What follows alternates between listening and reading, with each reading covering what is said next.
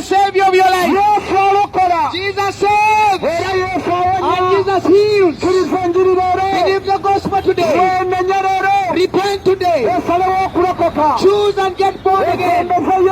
And welcome Jesus to be the Savior of your life. Ladies and gentlemen, for Jesus, He came to seek and to save what was lost. What brought Jesus? He came to give us eternal life. The life you need, the peace you need, the joy you need, all is in Jesus. When you believe Him today, He'll give you eternal life. The life we have to you, but there is eternal life. That is in Christ Jesus alone. Hallelujah. Hallelujah. Choose today. Believe the gospel. Believe Jesus to come in your life. He'll give you eternal life. Eternal life is in only Jesus. Nobody else has eternal life. Nothing else in this life apart from only Jesus. Only Jesus gives life. You can decide and get born again. You can decide and repent. You can believe the gospel today. You can surrender your heart today. Ladies and gentlemen, Jesus saves. It doesn't matter even if you're Muslim. Your book does not allow you to keep these things in your house.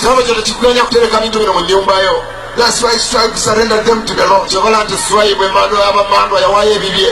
why Luwaka Mukasa surrendered the 5 shrines. He has been practicing these things while in religion. Religion has no power to set men free. Jesus Christ. Amakula agama nyago. Kaki kila chajokola. Kati sinsonga. Oba mwita Yesu. Oba Yesu. Oba Isa. Erinya lyoka Isa. Oba Yesu. Litegeza bulokosi. Means salvation. Kitegeza bulokosi. So Jesus can stand. Yes, you. His name is standing. Whoever comes in touch with Jesus gets in touch with salvation. Whoever comes in touch with the Messiah, the Christ, he comes in touch with the anointed one. He was anointed to liberate men. That's why the Bible says, how God anointed Jesus of Nazareth with the Holy Ghost and with power, who went about doing and healing those who were oppressed of the devil.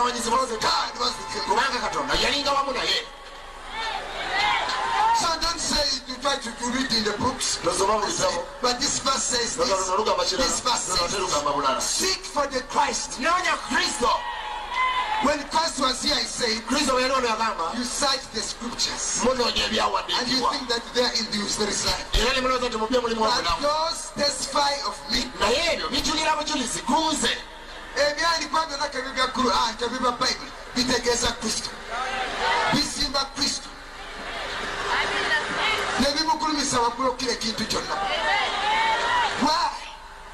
When you read in Surah Al-Nisa'i, that's Surah the 4th chapter verse 171, it says, Innama lemasu Isa ibn Maryama, that indeed was Jesus the son of Mary, Rasulullah, was an apostle of God, wa kalimatuhu, and the word from him, Alika ila Maryama, which he bestowed upon Mary, waruhu minhu, and the spirit proceeding from him.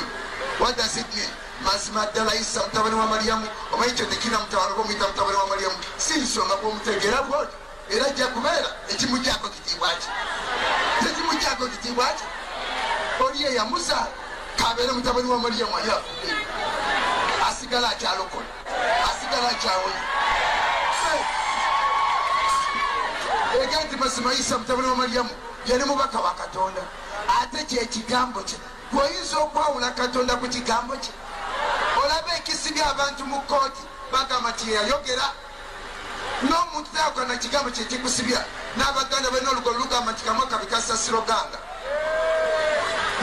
Omuntu twola ku kigambo kye, kyekigambo kyoyogedde nga kiriko abajulirwa kyekikusibya mu kooti, bagamba gwafumye pulezidenti oyogedde bwoti mwabadde mu lukwe ne baleeta ajulira. Ebigambo ebyo byennyini omulamuzi gwasinzira okusinza omusango. Kati obanga omuntu tawukana ku kigambo kye, Katonda omwawula otya n'ekigambo kye? Omanye ekiruma abantu bwe tugatta Yesu ku Katonda bwetyo ne baba kitole. Kati ate mwe Katonda mumugyeko omulimu muguwadde Yesu. Oli yagamba mu Alkitabu Mukaddasu nga Quran tennajja, yagamba abaali bamuwuliriza, ana wali abu wahidun, I and the Father are one. Nze ne kitange tuli omu.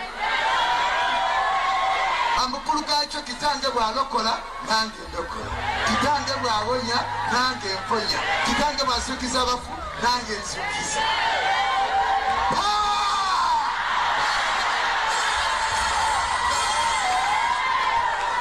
You know why Jesus can help the people? He is the very word of God.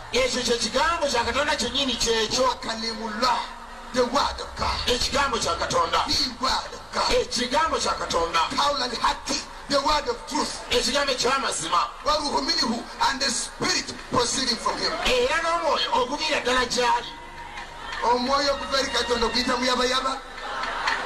Omanyi bakyawo kibu Yesu awonya siriimu nabagamba olunaku osooka nti Katonda musirise gye tuli mu maanyi ag'omwoyo.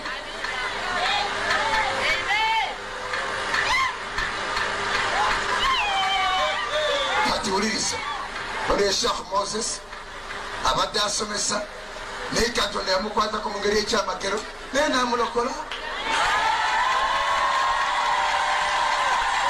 Tujye twagala abantu bonna balokoke, era sifuna lutawo na ddiini ya muntu yenna ate tebavumiridde eddiini, bavumiridde eddiini, tebanatutuma kuvumirira ddiini yonna. Ne bw'abaawo okuvumirira okwaffe kuli constructive, kubanga constructive criticism eyekkirizibwa. Bwe mbaga nkuvumirira ndiko kye nkusuuza ku lw'obulungi bwo, ekyo ne Katonda akikkiriza. Naye bwe nva eri ne mmala gafumaafuma ne byenkola sibikuyambye, awo ne byenkola mba sibitegeera.